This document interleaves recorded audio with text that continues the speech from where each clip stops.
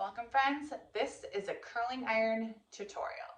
So this is like the bare basics of how to use a curling iron properly when you're doing updos. Okay, so first of all, today we're using a clamp curling iron with a spring, not a Marcel. So it has a clamp on it. You want to first of all, turn it on, okay? This goes up to 450. I like to keep it around the 400 range. You want to be careful with the heat on highly treated hair, so hair that's bleached, that's more damaged. On extensions, you might need to be careful. Any hair that has a lot of damage, you want to start on a little bit of a cooler setting and then go up to hotter if you need to. So I find that 400 or so is around a sweet spot, but you can kind of play with it. But that's just a recommendation. Okay, to get started, obviously after it's on, you want to move this down because you want that out of your way. So this is just for setting it down so it doesn't burn the surface that you're on. Move it out of the way, and then you can get started. Okay, so the one thing that you want to make sure that you do is not take too much hair. If you take too much hair, it's going to be too thick, the heat is not going to get dispersed all the way through, and you're not going to have long-lasting curls. So first of all, make sure you're taking a manageable section. So if you have someone who has really thick, dense hair, the actual amount of hair that you're pulling is going to be smaller. If you have someone who has really fine hair, you can grab a little bit more. I tend to go for around an inch, like a square inch.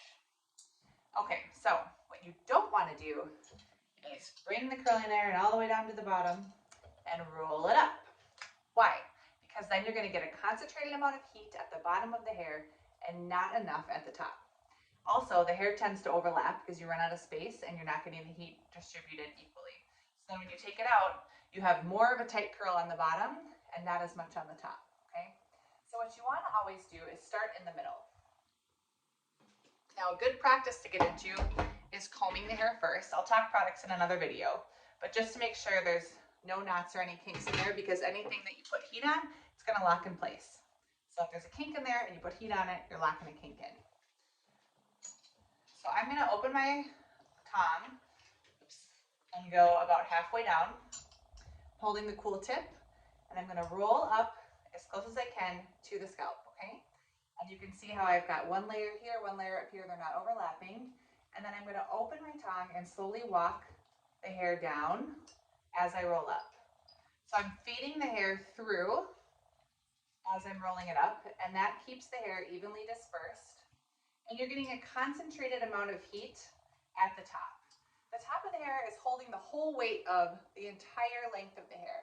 So you need to make sure that you really have a strong hold in the top to have the longevity of the curl. If you have all the strength of the heat in the bottom, the curl's not going to last. So you're holding up, and if you kind of tap your fingers, you can feel the heat coming through. If you don't feel heat coming through, hold it longer. And then once you've done that, you're going to just walk the hair out like you walked it up, okay?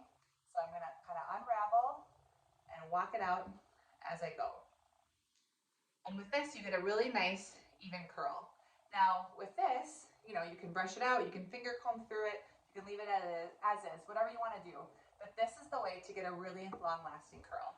So I'm just going to review that one more time so you can see how I do it quickly. Halfway down, and then I just walk it up and hold the hair. So I'm holding it vertically because I want to get a nice, even, long curl. I can feel that the heat's coming through. And then I'm going to unwind and walk it down. And this gives me a really nice, even curl throughout. And both these curls are going to match and be similar. And so that's what I'm going to do all the way through. Now, I always like to give this little pro tip. When you're starting on an updos and you're trying to work on your speed and your timing, a lot of people get started and they're doing, I watch newer stylists do this a lot.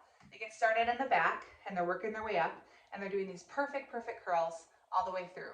Now, if the hair is down, or really if you're pulling it up, for the most part, the hair that's really in the back here is not going to be seen as much. So you can afford to be a little bit quicker in the back and maybe not bring it all the way up to the scalp, just for time's sake.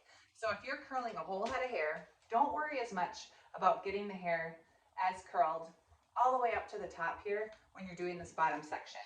You can be a little bit quicker and just make sure you're getting this bottom in, and you don't have to have as much through here. So if you're just kind of doing soft curls throughout, don't worry about getting it so close to the scalp. That's only when you're doing, you know, a ton of curls, you want a lot of texture, you want a lot of volume, then you want to worry about that. But just by way of speeding things up, just really focus on the bottom until you start to get to the top. That's where you want to really hold at the root there to make sure you get that great long-lasting hold on a curl. So those are my beginner tips for using a curling iron. And if you have any questions about it, please drop it in the comments and I'm happy to help. I'm Heidi with Updo Collective. Thank you for joining me today and I will see you next time.